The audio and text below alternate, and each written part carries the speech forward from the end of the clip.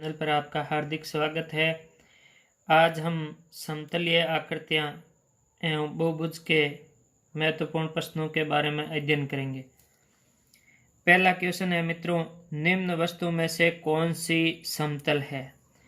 कागज, 2 नंबर में गिलास, 3 नंबर में दे रखा गेंद और बेलन।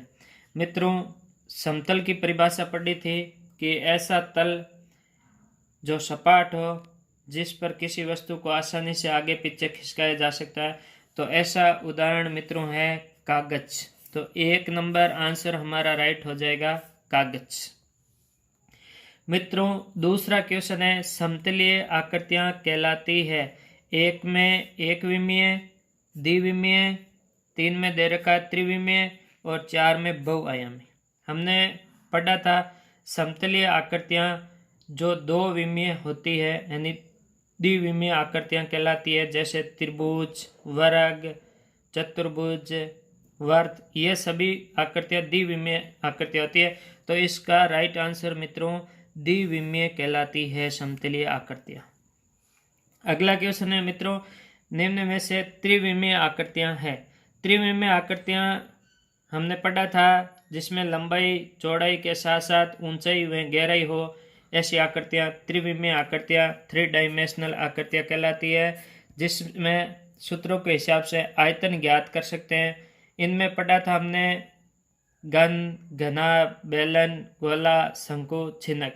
तो यहाँ 1 नंबर में दे रखा है मित्रों वर्ग, 2 में आयत, 3 में घन, 4 में त्रिभुज। तो इसका मित्रों राइट आंसर हो जाएगा घन। त्रिविमीय आकृति का उदाहरण हो जाएगा घन। अगला क्वेश्चन है मित्रों, समषष्ठभुज के अंत्यकोणों का योग होता है। समषष्ठभुज के अंत्यकोणों का, मित्रों हमने अंत्यकोणों के योग का सूत्र पढ़ा था n-2 गुणा 180।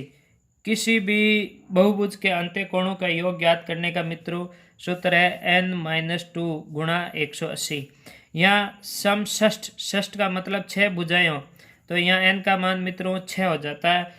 तो यहाँ 6 - 2 गुणा 180, 6 में से 2 गए, 4 गुणा 180, 18 चौक 72 यानी 720 डिग्री। अर्थात 1 में है 420, 2 में 720, 3 में 540, 6 में 620। तो मित्रों हमारा राइट आंसर 720 डिग्री समषष्ठभुज के सभी अंत्यकोणों का योग। अगला क्वेश्चन है, एक समपंचभुज में कुल कितने विकर्ण खींचे जा सकते हैं? मित्रों विकर्ण ज्ञात करने का सूत्र होता है n-3/2।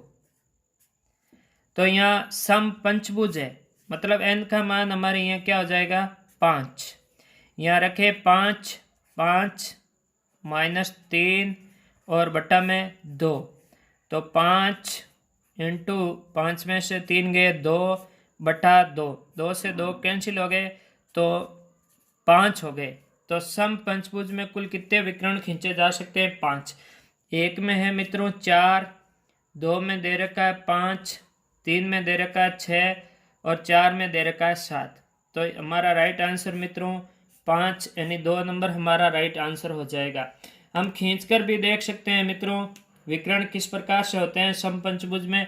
ये देखो एक आकृति बना रहा हूं मैं, ये एक समपंचभुज की आकृति है। और विकर्ण की परिभाषा हमने मित्रों पढ़ा था कि सम्मुख शीर्षों को मिलाने वाली रेखा को हम क्या कहते हैं? विकर्ण कहते हैं। ये देखो ये एक पहला विकर्ण हो गया, ये मित्रों दूसरा विकर्ण हो गया, ये मित्रों तीसरा विकर्ण हो गया, ये मित्रों चौथा विकर्ण और इस प्रकार से यह 5वां विकर्ण। तो सम्मुख शीर्षों को मिलाने वाली रेखा को हम क्या कहते हैं? विकर्ण कहते हैं। तो इस प्रकार एक समपंचभुज में 5 विकर्ण होते हैं। अगला क्वेश्चन मित्रों अच्छा क्वेश्चन है, 40 डिग्री के समकक्ष बहिष्कोण वाले समबहुभुज में भुजाओं की संख्या पूछी है। मित्रों हमने सूत्र पढ़ा था समबहुभुज में अगर कोण दिया हो तो भुजाओं की संख्या ज्ञात करने का सूत्र था कि 360 डिग्री बटा प्रत्येक बहिष्कोण, 360 बटा प्रत्येक बहिष्कोण। यहाँ मित्रों 360 तो टोटल बहिष्कोणों का योग होता है और प्रत्येक बहिष्कोण का मान हमें 40 डिग्री दे रखा है। तो 360 बटा 40, 0 से 0 कैंसिल हो गया, 36 बटे 4, 36 में 4 का भाग मित्रों 9 बार जाता है। तो समबहुभुज में भुजाओं की संख्या n बराबर क्या हो जाएंगे 9। यहाँ 1 नंबर में दे रखा है 6, 2 नंबर में दे रखा है 9, 3 नंबर में दे रखा है 8, 4 नंबर में दे रखा है 7। तो मित्रों हमारा राइट आंसर हो जाएगा भुजाओं की संख्या 9। 40 डिग्री अगर बहिष्कोण मान दे रखा है तो समबहुभुज में भुजाओं की संख्या 9 होती है मित्रों। अगला क्वेश्चन है, एक समबहुभुज का बाह्य कोण 72 डिग्री है तो उसके सभी अंत्य कोणों का योग होगा। मित्रों इस क्वेश्चन को ध्यान से देखो। एक समबहुभुज का बाह्य कोण अपन को दे रखा है 72 डिग्री, तो उसके सभी अंत्य कोणों का योग होगा।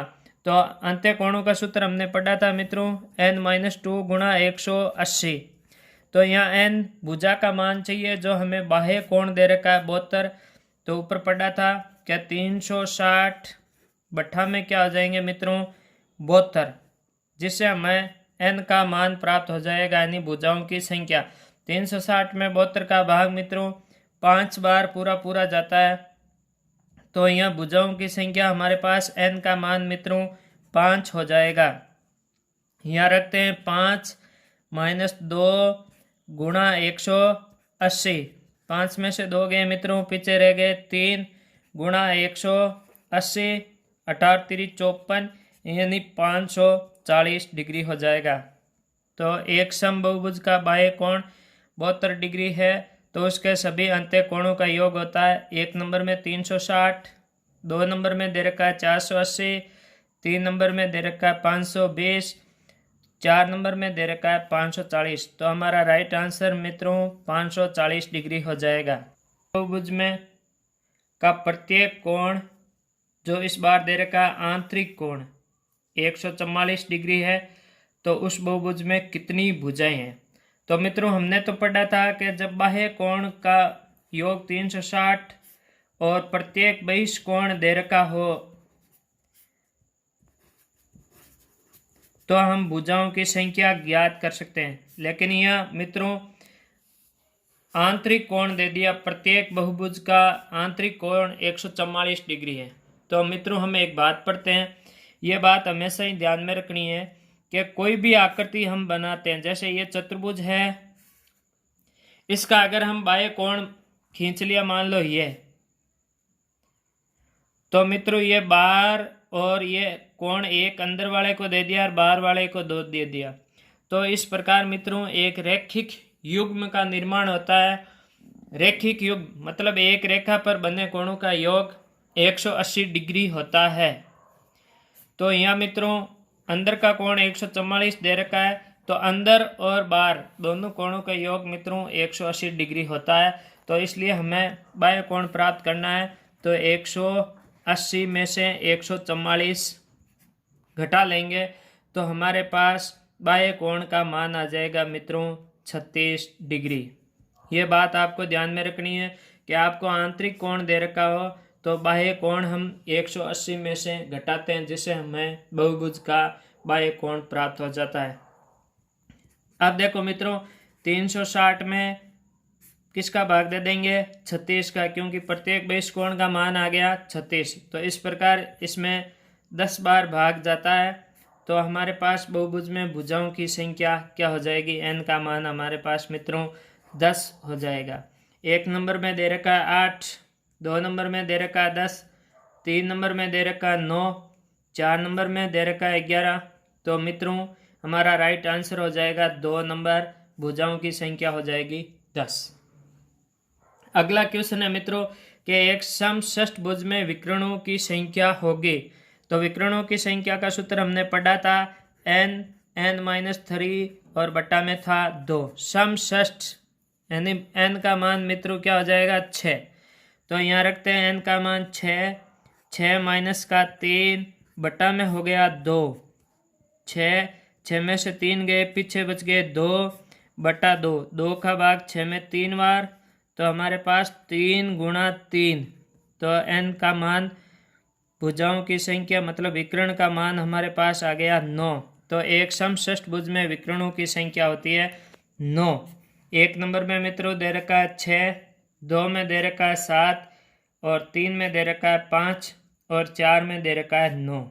तो हमारा मित्रों राइट आंसर हो जाएगा 9। और हम एक समषष्ठभुज की आकृति बनाकर उसमें विकर्णों की संख्या पता करते हैं, खींच कर देखते हैं कि सही आंसर है या नहीं। मित्रों ये हमारे पास एक समषष्ठभुज है जिसमें 6 भुजाएं आपके सामने दिखाई दे रही है। इसमें हम मित्रों विकर्ण खींचते हैं। ये हो गया 1, ये हो गया 2, ये हो गया मित्रों 3,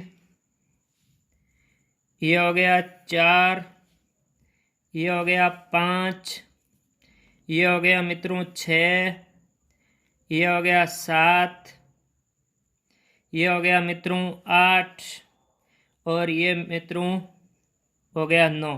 तो इस प्रकार से हम ये सम्मुख शीर्षों को मिलाने वाली भुजा को हम क्या कहते हैं? विकर्ण।